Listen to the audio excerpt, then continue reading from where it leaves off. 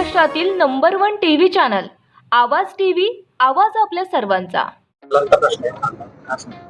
कांद्या संदर्भात माननीय मुख्यमंत्री श्री देवेंद्र फडणवीस यांच्या नेतृत्वाखाली आम्ही दिल्लीमध्ये केंद्रीय गृहमंत्री आणि सहकार्यता मंत्री यांना भेटलो। विविध शिवराज सिंग चौहान असतील, आमचे जोशी साहेब आणि विविध मंत्री तिथे होते। कांदा हा आपल्या राज्यामध्ये त्याचं मोठ्या प्रमाणात पीक आपल्याकडे येतं। पूर्वीच्या काळात फक्त महाराष्ट्रात यायचं, आता अनेक राज्य कांदा पिकवायला लागले। बांगलादेश आणि श्रीलंकाला कांदा जायचा, तिथेही आपल्याकडे ते पिकवायला लागले। आणि म्हणून बियाणं कुठं जाऊ नये त्याच्यावर, बियाणं जात असताना त्याच्यावर इम्पोर्ट बॅन म्हणजे एक्सपोर्ट बॅन लागावा बियाणाच्या संदर्भात असं केलं।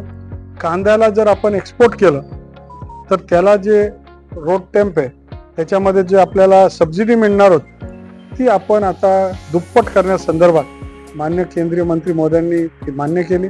त्याचबरोबर कांद्याला जे 2 लाख टन कांद्याची आम्ही खरेदी करणार होतो ती कृषी उत्पन्न बाजार समितीमध्ये खरेदी करावी, ती थेट शेतकऱ्यांकडनं खरेदी करावी अशा प्रकारचा निर्णय झाला।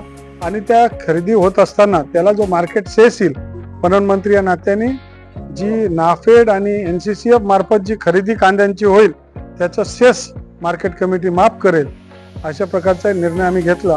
आणि कांदा खरेदी होत असताना त्याच्यामध्ये काळाबाजारी संदर्भात नाशिकचे कलेक्टर, नाशिकचे SP यांना आम्ही तिथे कडक लक्ष ठेवायला लावले।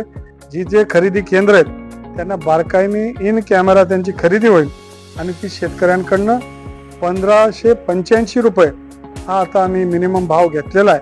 आणि म्हणून रेट हे कांद्याचे मोठ्या प्रमाणात वाढणार आहे। काही व्यापारी त्याच्यामध्ये जे काळाबाजारी करणारे लोक आहेत तो रेट वाढू देण्याचा साठी अडथळा निर्माण करतात। असे लोक आयडेंटिफाय झाल्यानंतर त्यांना मोकासारखा सुद्धा कायदा लावण्यासाठी आम्ही विचार करणार नाही।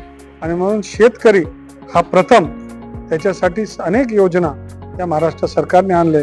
आणि ज्या ज्या वेळेस शेतकऱ्यांचा प्रश्न येईल राज्याचे मुख्यमंत्री तर दोघे उपमुख्यमंत्री त्यांना प्राधान्य देऊन अनेक निर्णय त्यांच्या संदर्भात घेत असतात। रोजच्या ताज्या घडामोडींसाठी आवाज टीव्हीला सबस्क्राईब करा आणि बेल आयकॉन प्रेस करा।